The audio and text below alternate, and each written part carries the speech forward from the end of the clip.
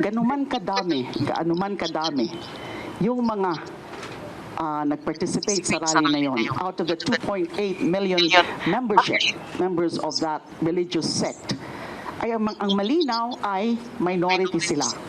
Minority ang numero nila compared sa the rest of the Filipinos, and then minority rin yung posisyon na dinadala nila. No? Minority, no? Okay, magandang araw po sa inyong lahat and welcome po ulit dito sa ating YouTube Tabunan PH channel mga kababayan, and welcome po ulit dito. And nandito na naman po tayo para sa panibagong reaction video natin ngayon. Ito, naku. Yung paborito yung senador, of course, isang video natin, meron pinunteriya natin yung isa yung paboritong senador mga kababayan. At ito, meron na naman po tayong isang paboritong senador. Ito po yung, naku, ang galing sumayaw nito mga kababayan. Magaling, nakita niyo ba ito sumayaw? Oh, hindi doon, sumayaw doon sa bilangguan mga kababayan. Tandaan niyo pa yan? O plakpakan natin. Oh, eto na nga mga kababayan. Ako, si Senator Leila de Lima mga kababayan. Ininsulto itong INC, Iglesia ni Cristo mga kababayan. Ang top. And of course kasi kung natatandaan yung mga kababayan, many years ago, I think hindi pa time ni Pangulong Rodrigo Duterte. I think kung tama yung remember ko mga kababayan, time yun ni Pinoy kung saan nangingialam ito si Leila de Lima doon sa Iglesia ni Cristo. No, medyo nagkagulo itong Iglesia ni Cristo. Si Leila de Lima nangingialam. At anong nangyari? Hindi nananalo si Leila de Lima pagka-senador mga kababayan. After noon. Kung natatandaan niyo yan. Ito ngayon mga kababayan, kaya nga hindi ito natatakot. Kaso lang mga kababayan, ito tingnan natin kung ano yung laman ng banat niya dito sa Iglesia ni Cristo mga kababayan. Ito, may video tayong papakita. Galing sa ANC ito mga kababayan. Ito.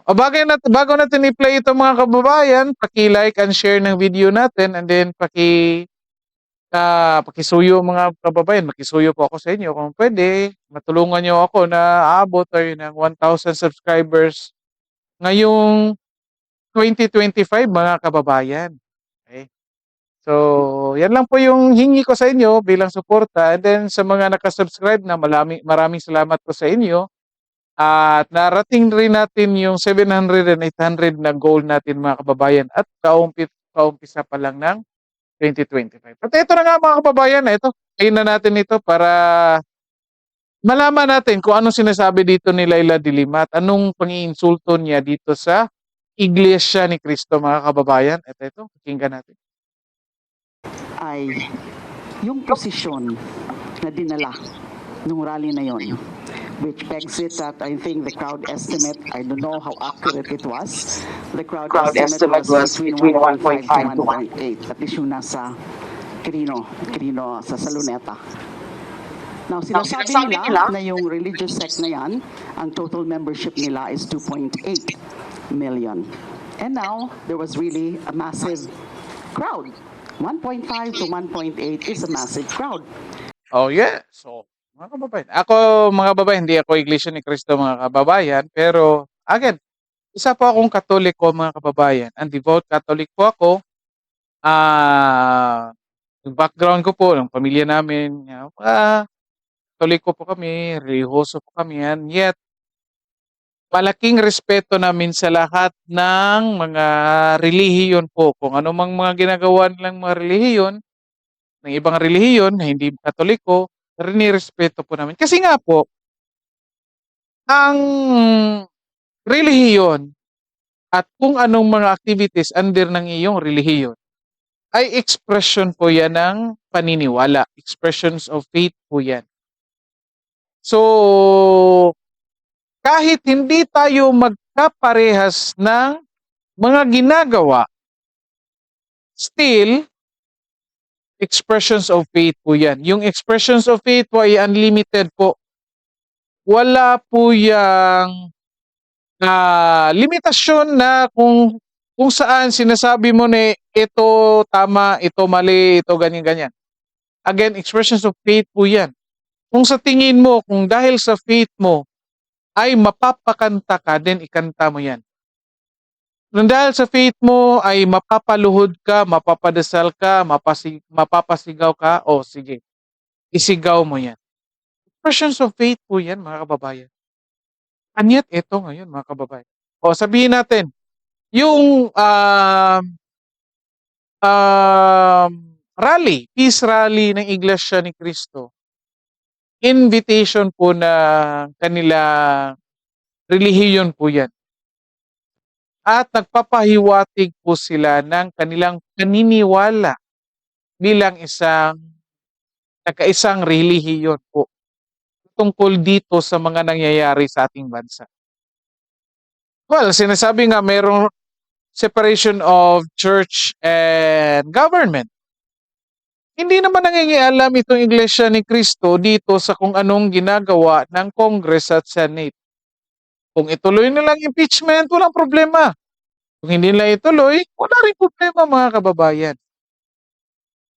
Hindi naman lahat lahat ng mga politiko or lahat ng mga nasa administrasyon ngayon, pwede nila gawin kung anong gusto nilang gawin, mga kababayan. And yet, kung kayo, halimbawa, katulad ng grupo nito ni Laila de Lima, mga kababayan, sumusulong dito sa impeachment case ni Sara Duterte, again, hindi po tayo natatakot dyan.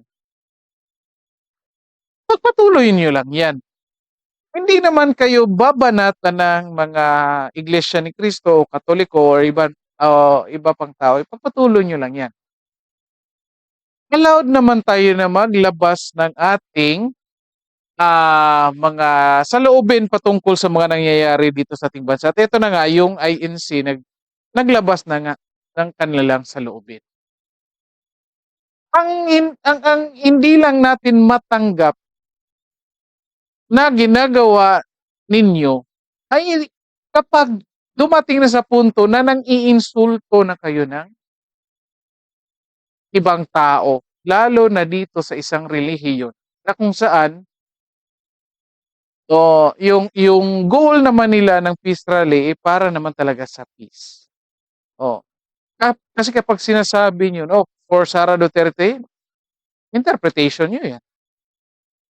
Sino ba ang may gawa ng interpretation ninyo? Yung INC ba na nag-conduct ng peace rally? Purpose nun ay para sa kapayapaan? O kayo ang nag-i-interpret na iniisip nyo na para kay Sara Duterte yun? Pero and then, mga kababayan, ito, insulto ni Laila de Lima. Kung member ng INC, papakita ko talaga dito kay Laila de Lima kung anong kapangyarihan ng Iglesia ni Cristo. Patuloy natin. Ano pa sinasabi? Ganuman kadami yung mga nag-participate sa rally na yon out of the 2.8 million members of that religious sect, ay ang malinaw ay minority sila. Minority ang numero nila compared sa the rest of the Filipinos, and then minority rin yung posisyon na dinadala nila. Kasi minority daw? Well, sabihin natin, minority naman talaga. Minority kasi in the sense nga, kasi iba-ibang grupo yan, mga kababayan. Minority in a sense na of all the religions, ang dami religions, isa ka doon. Kaya minority. Pero sinasabi dito ni Laila de Lima, mga kababayan, in terms of voice of Filipino people, yung Iglesia Cristo, yung sinasabi yung panawagan ng Iglesia ni Cristo na for peace, minority daw. Hindi daw yun boses ng buong Pilipino, mga kababayan. Okay sana kung doon lang siya sinabi, oh, minority. Kasi every religion, makonsider natin minority. Every religion. Oh, well, kahit sabihin natin yung Katoliko, majority dyan sa Philippines. Well, let's sabihin nyo na. Then the rest of the religions, sabihin nyo minority, okay lang. Ano yung sinasabi dito, yung boses ng Iglesia ni Cristo na nanawagan ng peace, na sumusuporta doon sa statement ni may President Bongbong Marcos na di tuloy yung impeachment, minority, hindi boses ng taong bayan. Oh, agree ba kayo dyan, mga kababayan? Comment kayo dyan. Oh, isipin nyo, 1.8 million yung nag-attend lang ha. Hindi ako nag-attend. Hindi ako nag-attend yet. Ayaw ko ng impeachment kasi agree din ako na hindi yan makakatulong sa ating bansa. It will cause division, mga kababayan. Nakita ko na yan. Nakita namin kung anong nangyari doon sa time ni Joseph Estrada. Nakita din namin sa time ni Chief Justice Renato Corona. Nagkakagulo yung mga tao. Nagkahati-hati. Yung mga congressman, yung mga senador, nag-away-away. Ayun nga, kasi nakikita namin. Yet, sabihin mo, itong boses ng 1.8 million, hindi boses ng taong bayan. Hindi mo pa nga kinonsider yung nasa Visayas at saka nasa Mindanao. Leila de Lima na po. Mga kababayan, tandaan niyo po ito si Leila de Lima. Hindi ito tumakbo ng senador, tumakbo ito ng congressman under ng party list, mga kababayan. Nakalimutan ko yung kanyang party list, but in one of our videos, i-identify natin yan. Stay tuned lang kayo dito sa channel natin. I-identify natin yan para matandaan natin at huwag na nating iboto. Ito, pagpatuloy, papatuloy natin, ano pa sinasabi niya? Kasi hindi yon yung lumalabas doon sa recent survey. Alam naman natin kung ano ang lumabas sa survey na yon. Naniniwala kami na yung resulta ng survey na yon ay yung tunay na nagre-reflect, nagpapaskita yung tunay na pulso ng bayan. Mga kababayan, ito mga kababayan, ito yung issue ha. Number one issue. Again, may video tayo, previous video natin. In-identify natin yung mga posibleng issues doon sa survey. Doon sa survey, posibleng issues. Tatlo yung present ko. Hindi ko na lang ipopresent dito. Ito, may bago akong ipopresent. Number one, tanong ko sa inyo mga kababayan. Yung isang tao, isang grupo, kapag nagkakandak sila ng survey, mga kababayan, anong purpose nun? Anong makukuha ng isang grupo or organization na nagkakandak ng survey? Comment kayo dyan. Halimbawa, kayo, nung time na nag-thesis kayo, individual man o group, nagkandak kayo ng survey, anong purpose nun? Diba anong sinasabi doon sa first page? Impartial fulfillment, diba mga kababayan? Nagkandak kayo ng survey kasi gusto nyong masubmit yung requirements na hinihingi sa inyo. Meaning, kayong nagkandak ng survey, ang iniisip nyo number one ay yung benefit na makukuha ninyo. Hindi ang benefit ng mga respondents ng survey ninyo. So ngayon, dito mga kababayan, sino nagkandak ng survey? Sabihin natin yung SWS. Tanong natin. Sa survey na ginagawa nila, anong makukuha nila mga kababayan? Anong makukuha nila? May nag-conduct ba na thesis? May membro ba sila nag-conduct ng thesis na nagawa ng survey? May ano ba? Most likely mga kababayan, ito ang posibleng again, hindi ko opinion ko ito mga kababayan, ina-analyze ko lang based sa mga nakikita natin. Opinion ko lang ito. Well, comment ka dyan kung nagkakamali ako. Ito yung posible nakakita ko dito mga kababayan. Nagkakandak yan ng survey para o kasi mayroong sponsor yan or tinatawag nating funding niya na natanggap galing ng isang tao or isang grupo na nag-uutos para gumawa ng survey. Kasi again, hindi yan gagawa ng survey kung wala yung benefit sa kanila. So most likely, gumawa yan ng survey kasi merong nagbigay ng pondo niyan. Magkano? Of course, hindi natin alam. Hindi natin alam. So most likely, may nagbigay or may nag-fund ng survey na yan, mga kababayan. Ngayon, may nagbigay ng survey. Sorry, may nagbigay ng funding. Inuutusan ako ng ganito.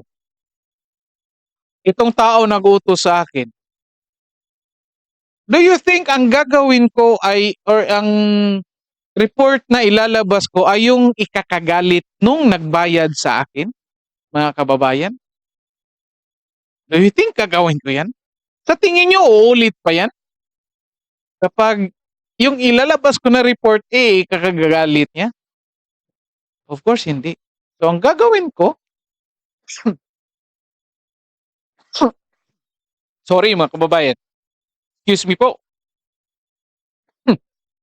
para yung ikakatutuwa ng nag-utos sa akin.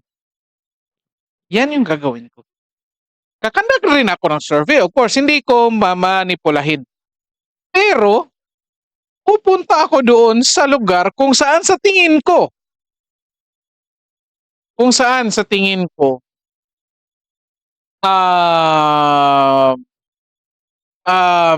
babagay o leaning towards doon sa gusto ng mga tao. Diba? O halimbawa mga kababayan, eto, impeachment case. Sino ako pupunta? Most likely, pupunta ako ng mga religious school. Yung mga schools na run by religious organizations. Kasi usually, of course, hindi natin nilalahat kasi yung mga pari most likely ayaw sa mga Duterte kasi nga, mga Duterte, sinasabi talaga nila na mamamatay tao. Kaya lahat nila. So nga, ini-influensyahan yung mga estudyante, yung mga tao, yung mga empleyado nila na wag bumoto doon sa mga Duterte. At kaya ito, may chance na i-impeach, most likely, ginagawa din yan. Doon nila ginagawa yung survey, mga kababayan. Pwede din, sa mga organizations na identified nila, na alam nila na suportado ng nag-utos ng survey.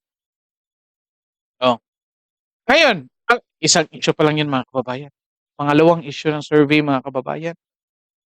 Number of respondents mga kababayan. Kahit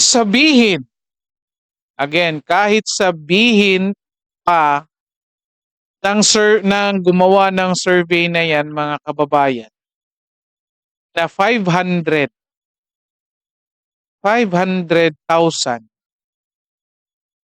yung respondents nila. Kahit sabihin nila. Then 41% yung naniniwala. So kung titignan ninyo, out of 500,000, then 41% yung naniniwala. Most likely, nandoon lang sa 200,000 plus mga kababayan out of 500,000. Diba? So in every 500,000, mayroong 200,000, sabihin natin. Pero kung i-conduct nyo yan, mga kababayan, nung rally nung INC, nagkaroon ng, let's say, sabihin natin 1.5 million, most likely, 100% yun, mga kababayan. Most likely, 100% yun. Pag i-conduct nyo yun. Anong sinasabi ko dito? Kung sabihin mo, hindi pwede mag-conduct ka kasi isang grupo yan. Pero, voters yan. Pilipino yan. Pilipino yan. Hindi ko naman sinasabi, limit ka lang doon sa umattend ng rally. Sinasabi ko, gawin mo yung respondents at pumunta ka din sa ibang location. Magkuha ka o sabihin natin cluster mo, INC, Katoliko, DOJC, Born Again, Jehovah's Witness, ano pa mga relihiyon natin, Seventh-day Adventist. Ganda ka. Tingnan natin anong mangyayari sa survey mo.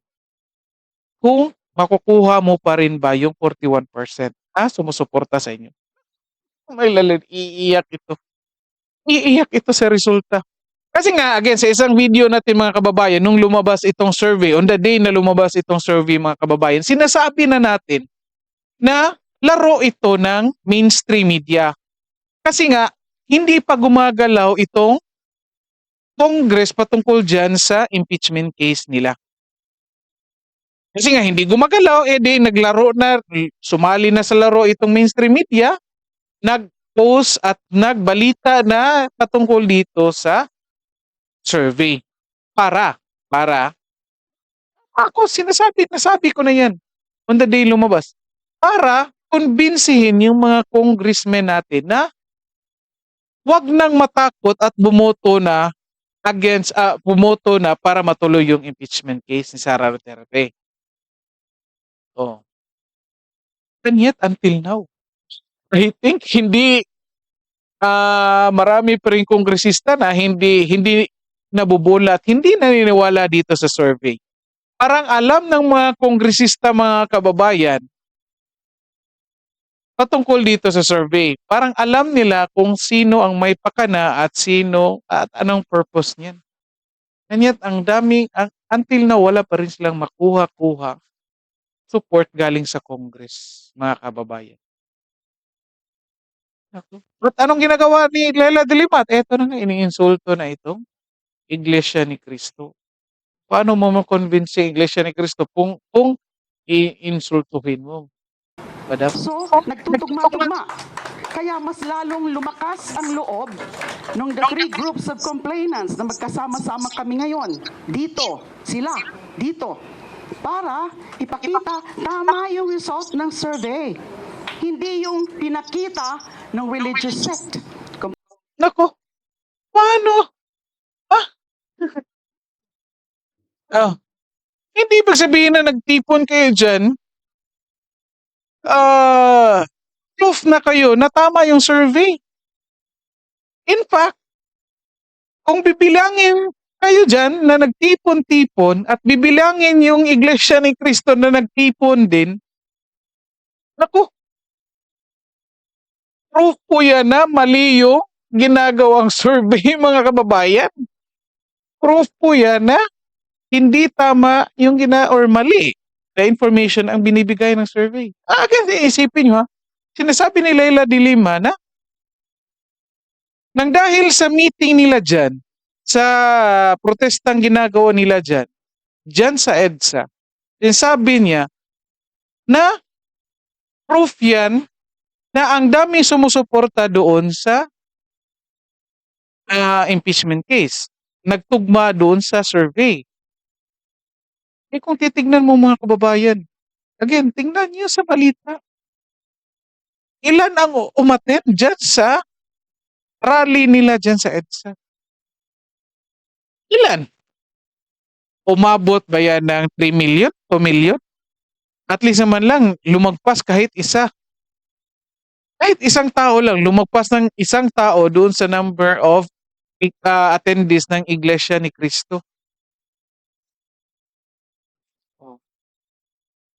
The same thing gawin natin. Oh, ilan kayo dyan? Yung umaten, i-survey kayo dyan.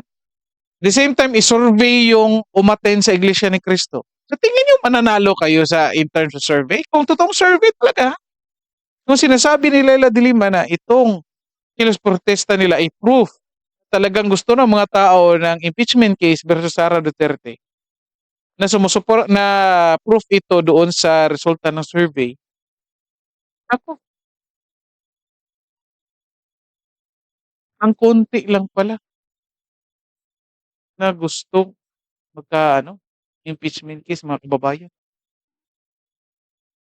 Hindi, mag-conduct tayong survey dyan sa umaten. Mag-conduct din tayo ng survey doon sa umaten ng Iglesia ni Cristo. The same goal. Patungkol dyan, yung mga rally nyo, patungkol dyan sa impeachment ni Sara Duterte. Opposing nga lang yung main goal. But the general is about impeachment case. So, pwede namin surveyhin kayong dalawang grupo. Tingnan natin. Kayo lang umatin dyan at umatin nung INC meeting ng rally, INC rally. Tingin nyo, nananalo ito? Naku kasi mga kababayan. I think, ito, explain na lang natin dito. Kung titingnan ninyo mga kababayan, ito kung sino ito mga tao ito ha. Karamihan dito, of course, alam naman natin may allegedly, itong mga grupong ito, galing ito sa mga makakaliwa. Yung Makabayan Black, no? Of course, kung nakita nyo yung previous video natin na, yung mga kasamahan nila no, umattend ng hearing doon sa Senate, tinuturo naman ito sila na mga membro ng mga makakaliwa. At dito natin makikita mga kababayan na itong si Leila de Lima, no? Ito kinatawan ito ng Liberal Party mga kababayan.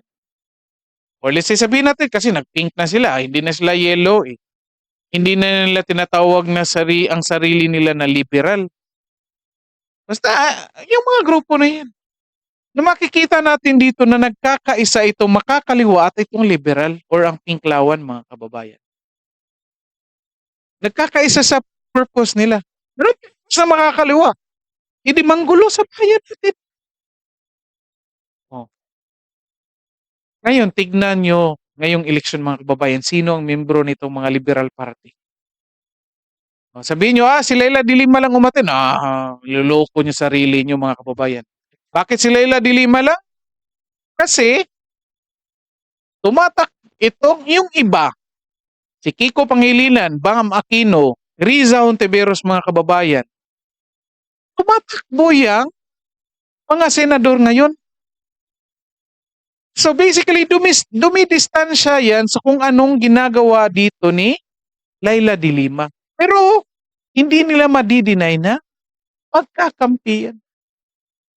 Dinidistansya nila sarili nila sa kung anong ginagawa ni Leila de Lima ngayon kasi hindi ka naman makaboto ng party list dyan sa Senado. So, individual yan. So, kung sasali sila dyan, matatandaan ng mga tao, nako, sali-sali pa ito. Most likely, babagsak yan. Hindi yan iboboto. So, yan, Kiko Pangilinan, Bam Aquino, Chel Jokno, sino pa? Hindi yan sasali. Kasi natatakot yan na masira yung pangalan. Bakit hindi natatakot si de Lima? Kasi ang tinakbuhan ni Leila de Lima is under party list. Hindi yung kanyang pangalan yung nauuna. Yung first nominee. Yan, party list. So pag nandun sa balota mga kababayan, kapag hindi tayo magmasid ng mabuti, yung party list ni Leila de Lima, hindi yung pangalan niya. Kaya hindi talaga masyadong mapapansin ito. Ganitong mga nangyayari mga kababayan. Kung nag-observe kayo ng previous elections mga kababayan, ako nag-observe na ako ng previous elections, high school pa lang ako mga kababayan. Na-observe ko yan si Marojas. Kung natatandaan ko, I think first year or basta around first year or high school ako mga kababayan. Pumutok yung pangalan ni Marojas nang dahil sa kanyang Mr. Palengke identity mga kababayan. ang ingay ni Maruhas nung time na yun, mga kababayan. Yet, matatandaan nyo after election. Naku, hindi mo maririnig after election. Then, 2 years before election, mag-iingay na yan. Magpapa-interview, mag-iingay. The same with Risa Hontiveros, mga kababayan.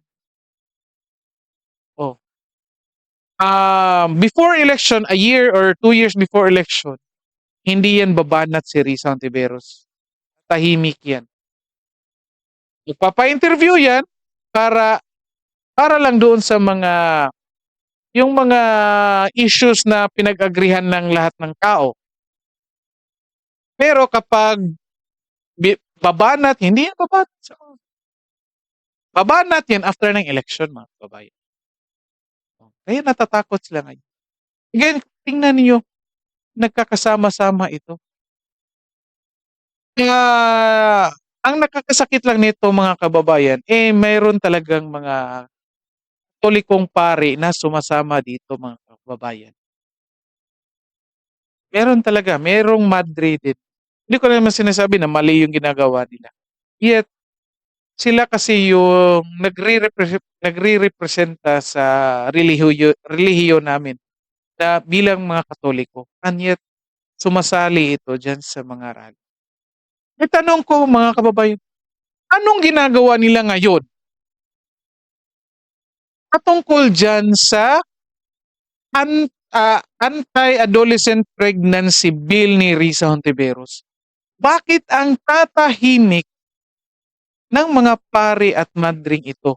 Again, I'm referring to the priests and sisters na busy dito sa impeachment case ni Sara Duterte, mga kababayan. Kasi alam ko naman, yung ibang pari na hindi nakikialam dito sa impeachment case, nangingialam doon sa anti-adolescent pregnancy bill. Kasi nga, in-expect natin sila na mangunguna. Kasi the bill might lead towards the, what you call this one, legalization of abortion. So expected yun ng mga pare. Nagpapasalamat tayo doon kasi sila yung nangunguna. Dito sa impeachment case, mga kababayan, ang laking issue. Like, bakit hindi ito umiimik? Bakit hindi ito nagsasalita sila? Dito lang sa impeachment case.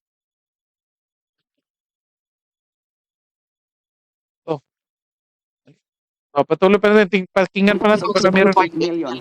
Isa pa ho, iniiwasan muna sana namin ito. At least I'm talking in behalf of the first group of complainants na filing complaint was last December 2. Now, naintindihan namin na before the Christmas break, wala na munang magiging aksyon yung House of Representatives dahil ang sabi nila, ang in-announce nila is that gusto muna nilang mag-concentrate sa budget.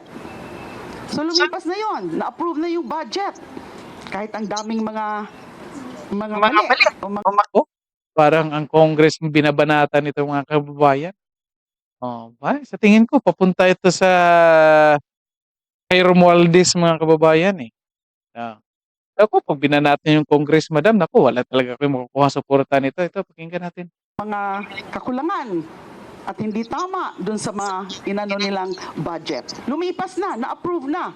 We were expecting, because this is already Thursday, this is already January 16, we were expecting na nung Lunes, January 13, which was the resumption of the congressional session, ay tatalakayin na nila, aaksyonan na nila, gagawin na nila yung kanilang mandato o duty, constitutional duty.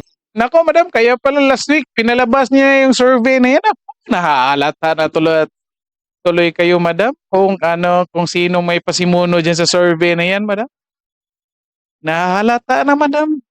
Malalaman na mga tao kung sino may pakana dyan sa survey. O kaya pala last week, pinalabas nyo na kagad yung survey na yan, yung sinasabi nyo na gusto ng mga tao na i-impeach si Sara, kasi ini-expect nyo na by Monday, meron ang buboto dyan sa impeachment case na yan, mga kababayan. Si Laila de Lima. Sino kayong benefactors ni Laila de Lima at ng mga liberal party, mga kababayan? Well, naintindihan natin kasi yung mga benefactors nila, mga kababayan, yung mga benefactors nila, nung time ni Pangulong Rodrigo Duterte, nako, binanatan, siningil, yung ang lalaking mga tax na hindi binayaran, mga kababayan. Yung mga walang klarong serbisyo na binigay sa taong bayan, ayun, binanatan ni Pangulong Rodrigo Duterte. Kaya galit na galit yan sila. At kaya ngayon, wala na si Pangulong Rodrigo Duterte na take advantage ito. Ginagamit yung pera para makabawi doon kay Pangulong Rodrigo Duterte. At sinong ginagamit ng mga tao? Eto. Nako, eto. Kasi nga, well, kailangan naman talaga ng mga makakaliwa ng pera kasi para pambili ng pagkain, pambili ng mga armas. At, yun ang mga kababayan. Nako. O sige mga kababayan, dito na lang po muna tayo and then huwag kalimutang paki-like and share ng video natin and then comment niyo po anong mga reaction niyo dito sa mga sinasabi ni Laila de Lima patungkol dyan sa INC, mga kababayan. And then huwag kalimutan po yung pakisuyo ko na paki-subscribe ng channel natin, mga kababayan. Okay, maraming salamat sa inyong lahat at magandang araw.